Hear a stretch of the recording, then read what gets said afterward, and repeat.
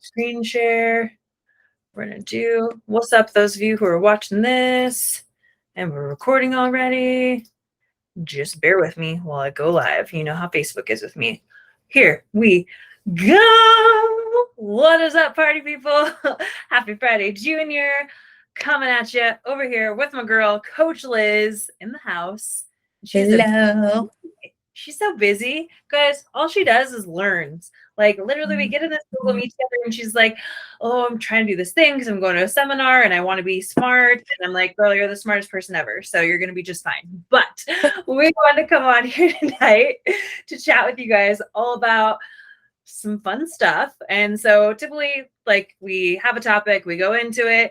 This one is a little bit more vague, right? It really was about the fact that, like, if you think you're doing everything right, you're probably not. And so we want to break down some of those things. Are you so excited about this, Liz? I am so, this is probably like my favorite topic ever because it is so broad and it's a lot of like what we do to help all of our ladies is kind of dig deeper. You got to dig, people. It ain't surface level with us. Literally, I just had a call with a gal who signed up with us today for a year. Woo! And she was asking me about coaching and everything. And I'm like, yeah, it's not that nonsense of like, hey, here's your nutrition, here's your workouts, like, check back with me in a week. Like, we go deep. So, but we're going to keep it as not deep as possible tonight. We do really want to talk about like food quality and stuff though, right? So that's one of the big things is we talk a lot about flexible dieting. So for those of you who are unaware, flexible dieting is where you're like tracking your food intake with different numbers, different data points. So a lot of our clients just work on tracking like a calorie goal, a protein goal, a fiber goal. Some of them do full on macros where they hit their carbs and their fats as well. And that really is to give you like an awareness of the food that you're putting in your body and like what you're getting from various things. I will say for myself, for instance, when I worked with my coach for like a year and a half, we did full on macros, which is fine. Like I'm totally comfortable with that. I know how to nail my macros. If I wanted to get it down to the zeros, I could. But I think that's where a lot of people go wrong with tracking their food is they live and die by those numbers. They're like, oh my God, it has to be perfect. Like I can't go in a range. And we do that with our clients. We give them ranges for calories, ranges for their macros, because we don't expect you to be perfect. It's just really hard to make happen. And you're not going to make it happen, especially because you're probably, well, no, everybody that works with us is typically just like a lifestyle client. You're not a bodybuilding competitor. You're not trying to get on a stage in a bikini. If you are, Liz can help you with that. But the vast majority of people that we work with just want to look good, feel good, and like do good things with their bodies. So you can work within those ranges. But then one of the big hangups we see with people a lot of times is, okay, they hit those numbers, but they're not giving a shit about the types of things they're hitting those numbers with, right? So it's kind of crazy, right, Liz? Like, do you have any examples or something you want to share just off the top of your head? When I tell people to get in carbs, I see tons of candy or just like those very like quick, sugary, overly processed things when I'm like, no, you need micronutrient dense things. Right. So what would be a micronutrient dense thing that they could get from carbs that wouldn't be from the sugary, like processed shit? Fruit. Like, what people you're craving sugar? What? Eat fruits. Oh my God. Fruits, vegetables. Oh my God. Whole wheat things, oats. The list literally goes on. I've been in like this mood lately where I have been dragging nutrition labels into my office and like showing people, well, look at the ingredients. Look at all of this is sugar. All of this is crap and fillers and dyes, and it does nothing for you. Totally. But do we ever tell people like you can't have those things? Oh no. It's so funny. Even if you look up like from the FDA or any like food place, they don't say get rid of anything. There is no bad food, but the majority of your food should be micronutrient dense food. Mm-hmm. Yeah. You know? Yeah. That's all we're going for, you guys. Yeah. And P.S. Shout out to Sarah. Shout out to Amanda. They're both with us live. I love it. Thank you. If anybody else is here live, I see that there's a few of you. Like, feel free to just like, comment, whatever. Sarah, give us a wave. Amanda says, "Don't mind me and my chicky nuggies over here." You know, Liz loves a chicky nuggie. So Costco has these heart-shaped ones. Straight up bought them. Heart-shaped chicken nuggies. They are delicious. Yes. Hearts. We love it. We love it. Okay. So I love this because it really is about finding foods that fit your targets, fit your goals. Ooh, we got a few more. We got Susan, we got Dara. What's up, ladies? But what I want you to think about is like what Liz just said. There's no bad foods. There's no, hey, don't eat these things. I really like to start off with people like, what can we add in? So Liz is like my huge motivator in this. When she started doing this with her clients, I was like, yep, sign me up. I'm doing that with my ladies too. So pretty much all of our clients have a goal of having to consume 5 cups of fruits and or veggies every day. And that sounds like really weird, strange, probably for a lot of people. But the goal there is to give us plenty of those micronutrients we were talking about. And where do you get micronutrients? From things like fruits and vegetables, like real foods. Like if it walked on earth, if it grew on earth, it's probably something that's good for you. So when people tell me, oh, I don't eat potatoes or I don't eat bananas, like why? Why are you not eating those things? Well, because it's carbs, because it's sugar.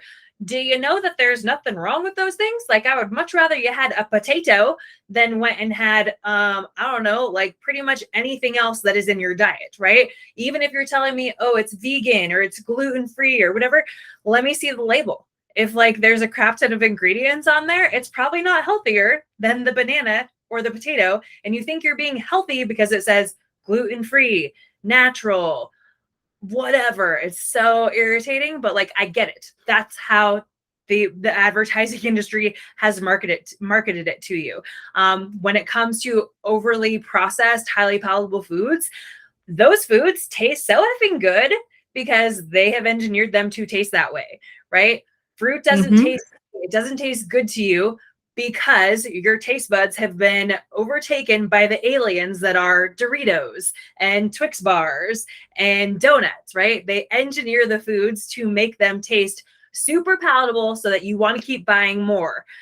They're not engineering strawberries to taste so much better so that you keep buying more. But when you actually start taking out some of those processed foods and eat the goddamn strawberries, they taste really good and they taste really sweet. And like, that's how it should taste. Yeah. You know, it's crazy about that. So for those of you that don't know, I do research on psychology and nutrition and fitness and how all of that benefits or hinders us. And those highly palatable foods, there's actually a link between people that eat those highly palatable foods, those very like quick sugars and stuff like that. One, when we start digesting, our body gives off hormones, so serotonin, dopamine, things like that. So you're consistently on this really high dopamine or really high serotonin. And guess what? When you stop eating it, you have the headaches, you have cravings, you have stuff like that. And then also lack of sleep, stuff like that. So people will continue. It's just like pharmaceuticals, which I'm not saying there's anything bad with it or having it, but it is linked to like, you know, cognitive things like that. Yeah. I think that's huge. So really, if we could go on about this for forever, I want to show you guys like a real life example of shit that I do that people are like, what? How can you eat that? So here's my crack bowl tonight, you guys. Here it is. So in this crack bowl, we've got a serving of Greek yogurt. We've got like 10 grams of my s'mores protein powder because Greek yogurt is effing disgusting. I will die on that hill. Like if you're eating plain Greek yogurt, gross. I have to mix something with it. So guess what? One serving of Greek yogurt is like 18 grams of protein. One serving of my protein powder is like 25 grams of protein. And I'm only having like a third of it. So I'm sitting around like 25-ish grams of protein or something like that with just the Greek yogurt and the protein powder. But guess what else I added to this thing? Because I need more micronutrients. I need more good tasting foods. I've got mini chocolate chips, okay, half a serving of them. So look at that. Ooh, having Greek yogurt, but still feels a little naughty because I've got 40 calories worth of mini chocolate chips. Delicious. Then I've got strawberries. I got blueberries. I got blackberries. I also have a chocolate rice cake with crunchy cookie butter, from Trader Joe's. And guess what? This jar is empty because I literally took every last bit of cookie butter out of here. But also half a serving of Reese's Puffs cereal. Yes, this is a vibe. This is my crack bowl. This is my dessert, you guys. 450 calories in this bad boy. This is how I'm capping off my macros for the day. But you know why I can do that? Because I got protein in there. I got fiber in there. And all freaking day, I was eating real food. I had my overnight oats. So it's oatmeal, cottage cheese, protein powder, berries.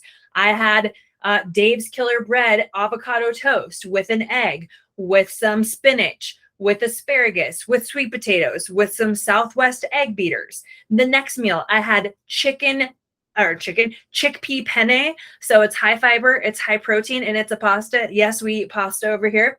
I'll put a little Laughing Cow in there to give me some cheesy goodness. I had some red sauce. I had beef, broccoli. I then had a few grapes afterwards because I was like, you know what? I got to eat these cotton candy grapes. They're so delicious. Then my dinner I just had was broccoli, asparagus, chicken, and brown rice. I had all of that stuff all freaking day long. Those were all single ingredient, whole foods, things I can actually pronounce, things that walk on the earth at one point, things that grow on the earth at one point.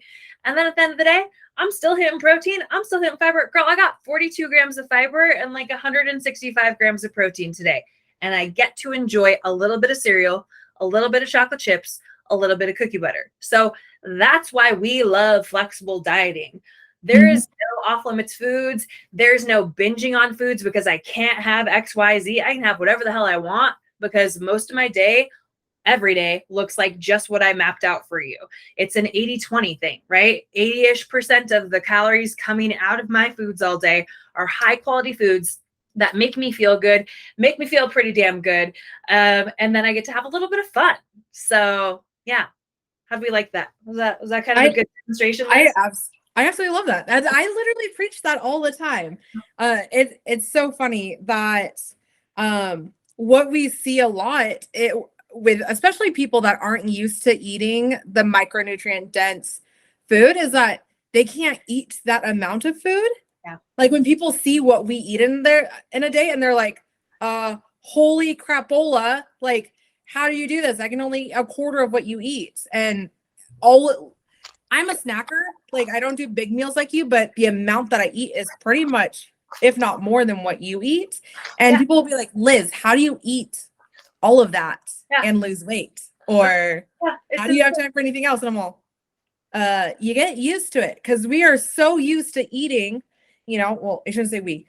Most people are so used to eating, the small 8,000 or 8,000, like 1,000 calories from, a fast food joint that's this big. Yeah. And then we have them switch to, okay, micronutrient dense foods for, so the way that I show people is like a perfect plate. I think it's from myplate.com, which is what nutritionists use, dietitians, all of that stuff. It's kind of like a generalized website for people, for like your average person. But it's more than the food guide pyramid, you guys. Don't use that. God, no, please don't. But 50% of their day is fruits and vegetables. 25% lean proteins. Yeah. The other 25% is carbs.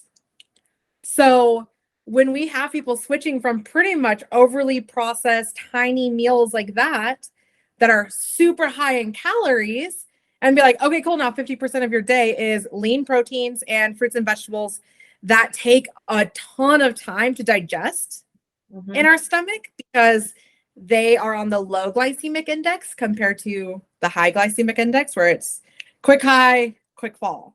Right. They can't eat that much. And they're like, this is dumb. I'm eating way too much food. In reality, they're not eating enough energy. Totally. Well, okay. So part 2 of my demonstration, big ass bowl of food. So excited about it. How many calories? Did I say how many calories? Anyway, I don't think so. Okay. So this thing has 29 grams of protein, 453 calories, you guys. That's a lot of food. I can't wait to eat it. I'm not going to eat it in front of you because I will look like a dog. Like, oh my God, this is so good. But I'm over here eating blueberries. Have you guys ever seen this bastard? Lenny and Larry's, the complete cookie. So if you're one of these people who's buying one of these bullshit high protein cookies or protein bars, stop. Stop wasting your money. 453 calories in that big bowl of food. You know, everything I listed in there, you're like, that sounds delicious. I want to eat that. This cookie. So let's break down this nutrition facts, you guys. There's 2 servings per cookie. One cookie is 2 servings. Okay. In the entire cookie, 420 calories for one stupid cookie. You were only getting 16 grams of protein. My bowl, 450 calories, almost 30 grams of protein. This thing, half the amount. So when people are like, oh, I have to eat all this protein, I'm going to go drink shakes and eat bars and stuff.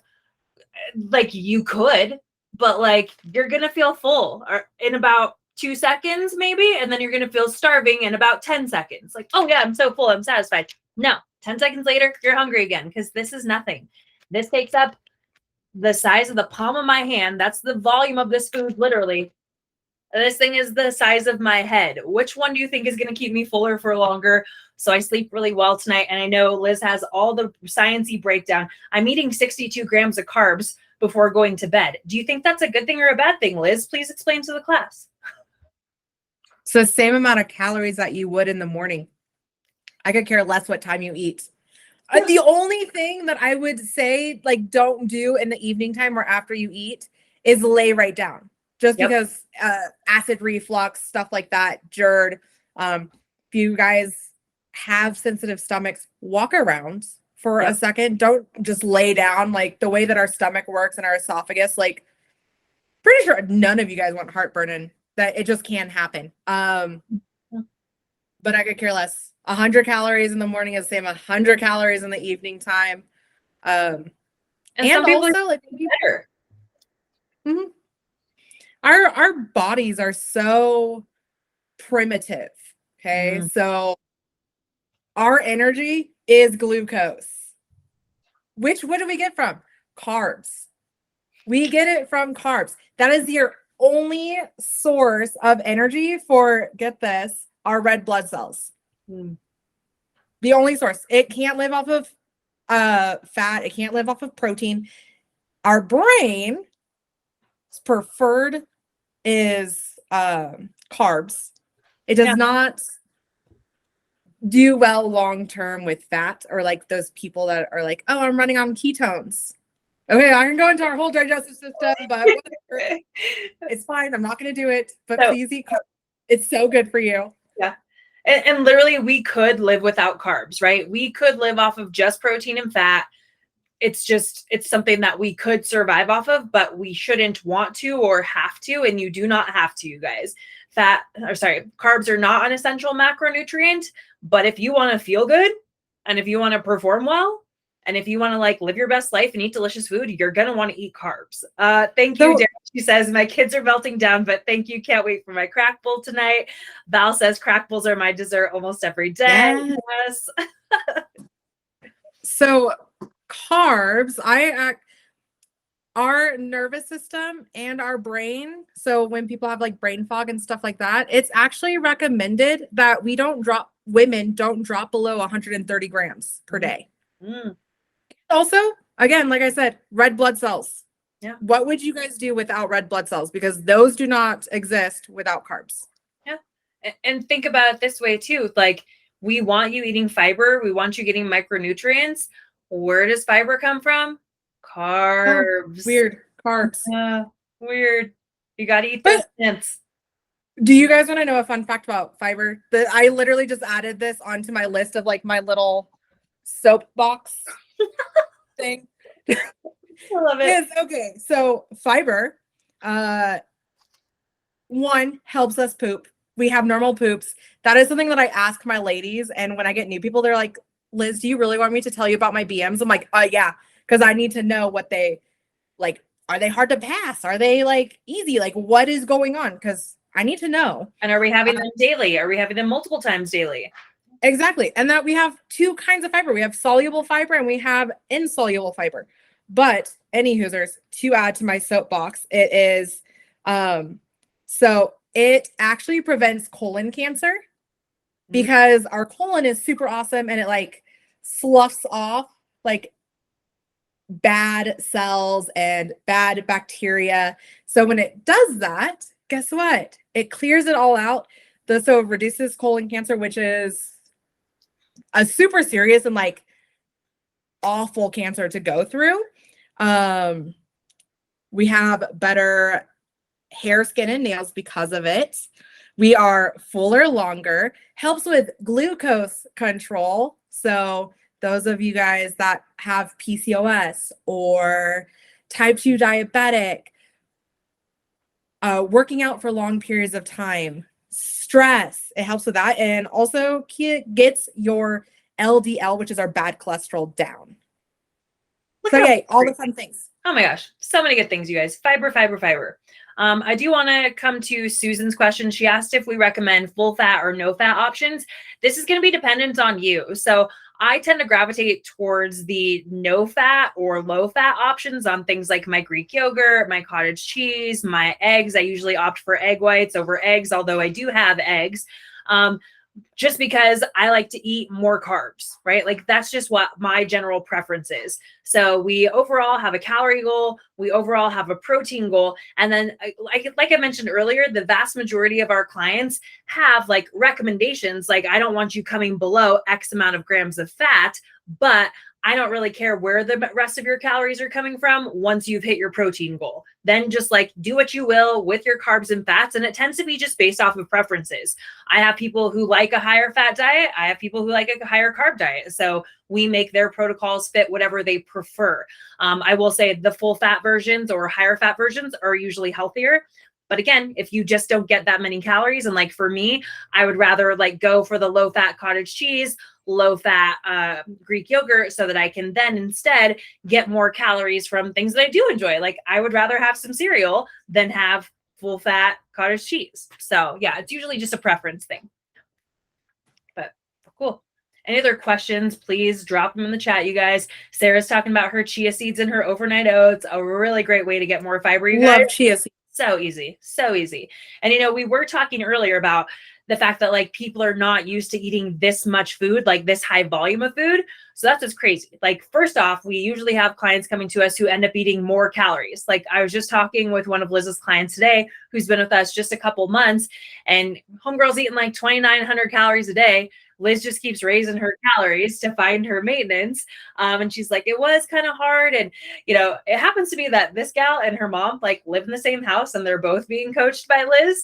But it was, her mom was just like, don't talk to me about this. Like, I don't like that, like, you are having a trouble hitting your calories that are so high. Mom's on a cut. Mom's like trying to cut calories. So it's one of those dynamics where she doesn't have a problem hitting her calories. But that's when we talk about, okay, how are ways that if you're not used to eating this much food, how can you get there, right? So what are easier ways to add in more calories without necessarily adding in a bunch of crap, right? Because that's one thing too. I've worked with women who it's really hard for me to tell them like, hey, you're only eating like 1,600 calories. You want to grow muscles. You want to grow an ass. You want to get toned arms. Guess what? You need to eat more food. So all of a sudden they come and I have them eating like 2,200, 2,400 calories. Like I can't physically eat that much food. Well, this is where things like liquid calories can come into play. So maybe you have more smoothies, protein shakes, you know, even I don't love like the naked juices and stuff that you buy at the grocery store because it's like a sugar bomb. And again, I tend to tell people to not drink their calories simply because I want them eating real whole foods. I want their bodies having to digest those foods. However, again, you get to a certain point, and if you're not used to eating that high volume, you might need to depend on those liquid calories. This is where you can also add in things like nuts. You can add in nut butters. You can cook with oils and butters, right? And finding those higher fat versions of the dairy products or the meat products. Like that's how you get more calories, you guys. And that's how you can do it without relying on eating fucking fast food and candy bars and stuff, right? I know you guys have stuff like this in your house. These are some milk chocolate, sea salt, soft caramels. Do I want to eat them? Yes. Do I try not to? Pretty much, because just one of these little squares, you guys, one square, which I know you're guilty of this. You do it at the office, you do it at someone's house. You're like, oh, it's just a little piece of candy, 100 calories, right? And like, you're not going to feel full off of that. But if I told you to go eat 100 calories of broccoli, you're probably going to feel full. That's a fuck ton of broccoli, guys. That's literally 8,570. That's 340 grams of broccoli. That's going to take up like this much space versus this one little chocolate. So have the chocolate, but like make sure you're getting in good quality foods that are real foods. So I always tell people to like make your adult charcuterie boards. Yes. Like, you guys want the candy, send it, have fun. But why don't you add in some fruit with it? And like some lunch meat and some whole grain crackers, things like that. And enjoy. Now you're going to be fuller longer and you still got the chocolate. Like, right. There's absolutely nothing wrong with that. And there's also nothing wrong with just having the chocolate too, depending on your relationship with chocolate. Because if you tend to just mindlessly stick your hand in there and all of a sudden you're completely out of that entire tub and you're like, what can I snack on next? I'm not hungry. Girl, sit down and enjoy it. Think about the texture, all the things, and then go from there. Yeah. Totally. I think that's the thing is we're just so used to just mindless eating. I went and had a massage today and I was talking with my massage therapist about she's like, yeah, since the last time you were in, and tell me how she like gave up wine and stuff this year. So she's been like alcohol free ish for the most part for the last couple months. She's like 10 pounds just dropped. I'm like, yeah, weird, right? Because it was so easy to just come home at the end of the day. It was literally, what was it, like Pavlov or whatever, like the dog, where it's just like, oh, I hear ice and I make a drink or whatever. Mm-hmm. Like, we're so conditioned to just grabbing the glass of wine, grabbing the piece of chocolate, because it's just what you do. So now you just need to train yourself to do something else, right? So it's like, great. She asked me for tips on like, snacking and stuff when, preparing dinner for the family. I'm like, great. Awesome. Do that. Like, how about you just go buy a veggie tray for you and your family? That's out on the counter. Cool. Go full send, like eat all the veggies while you're prepping dinner. Guess what? You might get to dinner and you might be too full, but you ate a fraction of the calories that you would have if you left a box of crackers or a bag of chips or whatever on the counter that everybody was devouring leading up to dinner. So, find those things to replace. We're never saying like, stop doing XYZ. It's how can you replace it? Even yesterday I posted, I had like my Diet Dr. Pepper in a wine glass. Why? Because it's just that like, hey, look at me. I'm drinking from a wine glass. It's like I'm having a beverage after a long, stressful day. And this isn't going to do nearly the damage that having a glass of wine would. Not that there's anything wrong with the wine, depending upon your relationship. But it's like, I would also ask you to ask yourself, like, what does my relationship with that alcohol look like? How is it making me feel? And she really talked about having so much more energy, sleeping better. Like, you don't realize those things, you guys, until you start taking them out of your normal habits. And all of a sudden you now know what it feels like to feel good. And you just never knew it before. So anyways, cool. All right. So that was the big topic of conversation tonight, you guys, just talking to you about food quality and how you can get those things to fit into your meals, how you might think you're doing everything right. You might be hitting your calories. You might be hitting your workouts, but like, what do those calories look like? Are you eating enough protein? Are you eating enough fiber? Are you having a wide variety of foods throughout the day? And are you making sure that you're also saving some room for some fun so that you're not like binging at night or binging on the weekends because you're telling yourself you cannot have XYZ or whatever? So Sarah says the fruit on the island in a bowl. My ADHD brain is 100, the textbook, out of sight, out of mind. So yeah, if things are not like there in front of you, you're probably not going to reach towards them. Whereas if you make it this habit of like, hey, we're making dinner as a family, we got the veggies, the fruit out, we snack on these, they're there. But if you keep the chips and the crackers and stuff out of the house, you're probably not going to enjoy those things because they're just not there. You have to like literally go seek them out in order to get them. So right. Make it harder to have the stuff that you don't want. So like for me, all the stuff that like my husband likes snacking on is on top of the fridge because your girl's 4'11" and anything above my eye level does not exist. Yeah. So that treat your food and calories kind of like you would your paycheck. Yep. So like 50%, put that towards your micronutrient dense food. 30%. Boom, we need muscle so that we can have a great metabolism. Put that towards your protein. 20% of your food allowance. Allow for fun. Yep. Gotta have fun, guys. This life ain't worth living if we ain't having fun, and it ain't worth living if we're eating boring food that we don't enjoy. So, as always, if you have any questions, comments, feedback, we would love to hear about it. We are going to let you guys free. Oh my gosh, we made it 30 minutes. Look at us go. If you have anything you want to see next week, let me know. I am thinking of a topic I already have for next week's chat, but if you guys have any ideas, holla at your girl. Have a great night. Appreciate y'all. Bye.